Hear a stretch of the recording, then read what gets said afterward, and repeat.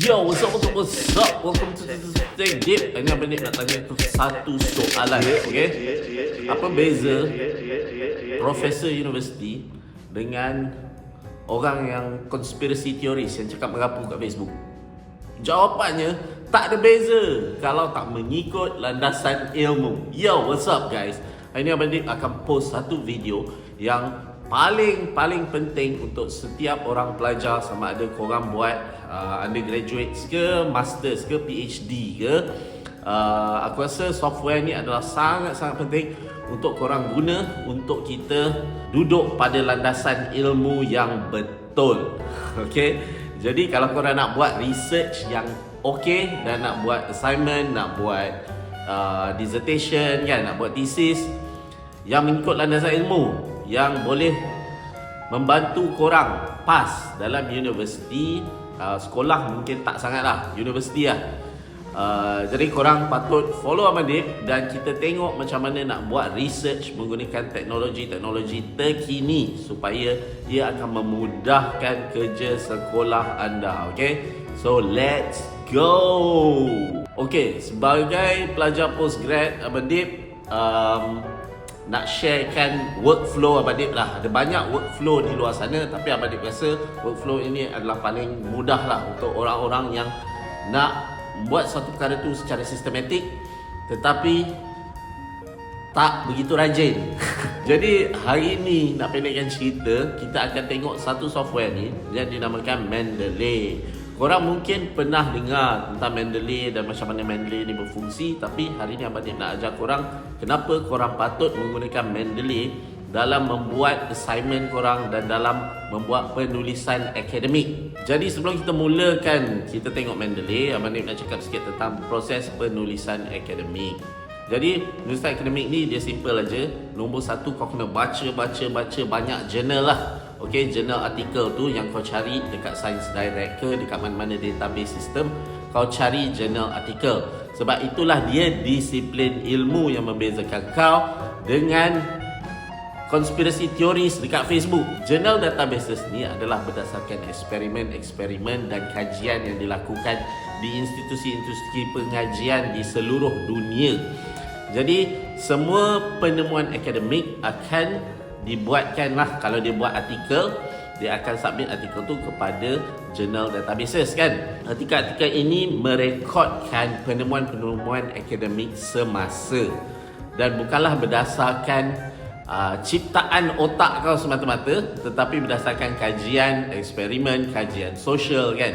Kalau kau nak buat penulisan akademik, ia perlulah berdasarkan ilmu yang betul yang memang dah diiktiraf oleh komuniti pengkaji di dunia ini. Sebarang penulisan akademik, sama ada assignment kau ataupun thesis ataupun dissertation ataupun benda yang lebih serius lagi, rujukan perlulah diambil daripada sumber yang bertauliah. Sebab itulah kita buat rujukan kepada journal articles dari seluruh dunia. Jadi hari ini Abang Dik akan ajar cara untuk membaca artikel-artikel ini dan mengambil info daripada artikel ini untuk membuat penulisan anda sendiri. Okey, jadi nombor satu, dalam video ini Abang Dik takkan ajar korang macam mana nak kumpul jurnal artikel daripada database lah. Itu korang kena tanya universiti sendiri, dan Abang Dik pasti universiti juga ada memberi akses kepada pencarian database akademik. Okay? Once korang dah buat jurnal artikel search tu, korang dah kumpulkan artikel pada hard disk korang. Di sinilah di mana korang akan menggunakan artikel-artikel tu, menggunakan Mendeley untuk menulis penulisan korang yang original. Jadi nombor satu, apa yang korang boleh buat ialah korang boleh buka Mendeley ni dan korang boleh start projek korang sendirilah. Katakan paper ni korang nak tulis pasal social media. Jadi korang start a new collection. Kita panggil collection ini social media.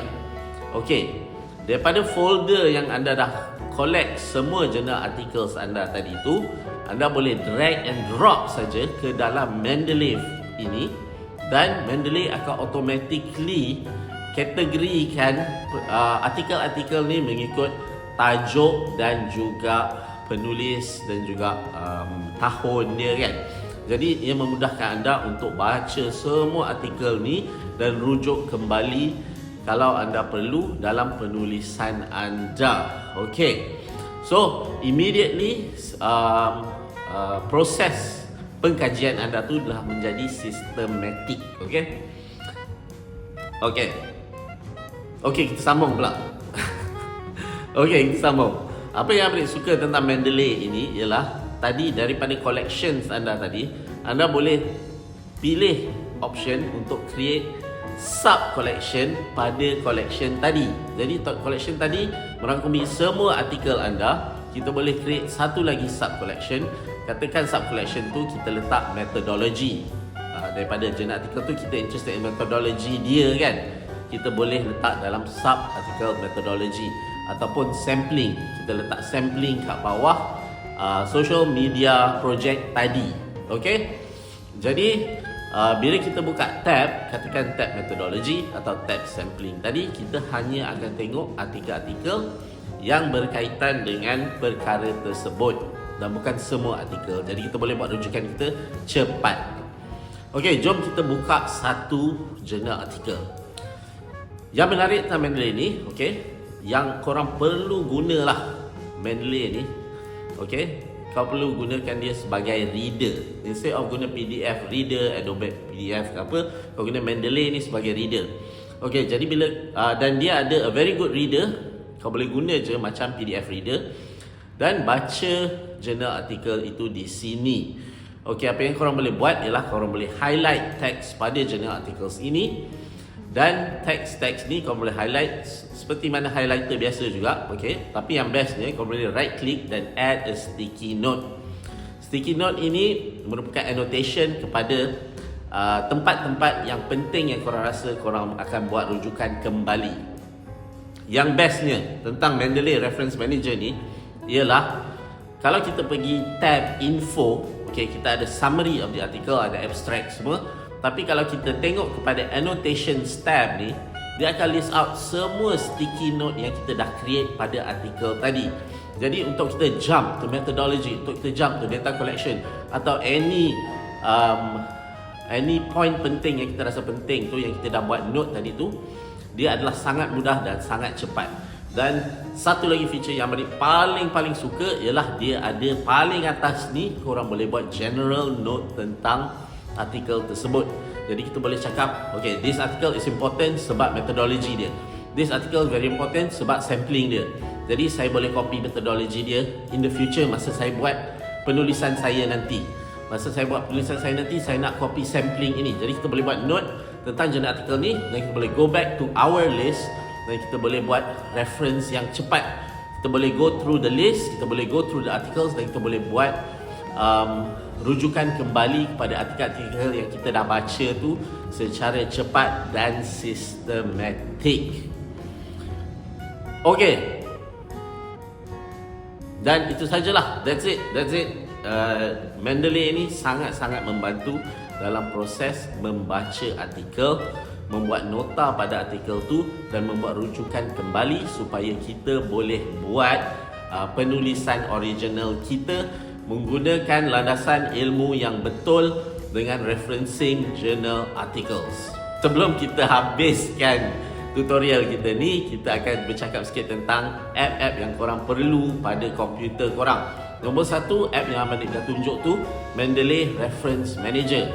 Gunakannya sebagai satu reader dan gunakannya sebagai satu benda untuk take note of your articles.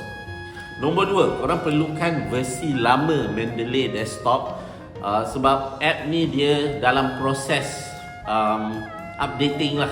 Jadi korang perlu juga Mendeley Desktop. Kenapa korang perlu Mendeley Desktop ni? Sebab Mendeley Desktop ni dia ada add-on untuk Microsoft Word. Okay? Jadi korang perlukan add-on untuk Microsoft Word ni untuk buat referencing kau pada Microsoft Word. Okay, jadi kita pergi sekejap pada Microsoft Word dan Abang Nik akan tunjukkan bila anda sedang menulis artikel korang atau penulisan akademik korang. Korang sedang menulis, jadi let's say korang quote satu artikel ni dan korang nak letak reference dia. Because korang dah ada add-on untuk Microsoft Office pada Mendeley add-on untuk Microsoft Office, jadi korang boleh tekan add citation.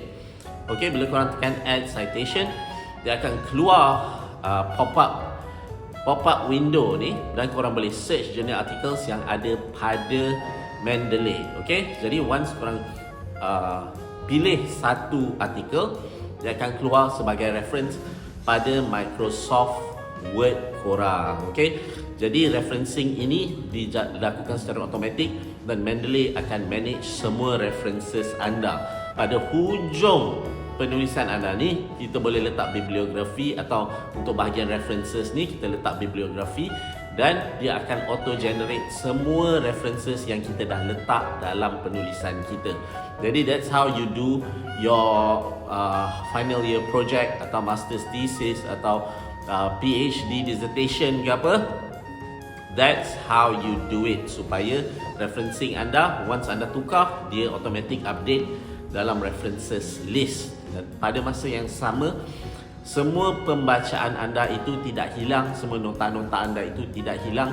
Anda sentiasa follow up on the journal dan anda dengan mudahnya boleh update your reading list, boleh update koleksi jurnal articles anda yang relevan kepada penulisan akademik anda. So that's it guys.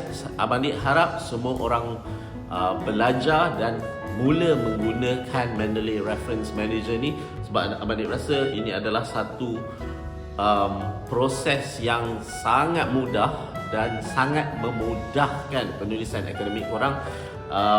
Abang Dik haraplah masa Abang Dik lebih muda, Abang Dik ada jumpa workflow ni. Tapi app ni juga baru and it's been updated kan. Jadi ini adalah iterasi terbaru app ini yang membolehkan anda buat macam-macam benda yang Abang Dik dah tunjuk tadi. Dan Abang Dik rasa that workflow memudahkan sangat-sangat anda untuk membuat penulisan akademik anda dalam kehidupan harian anda sebagai seorang pelajar. Thank you so much for joining Abang Dik, and I'll see you again next video.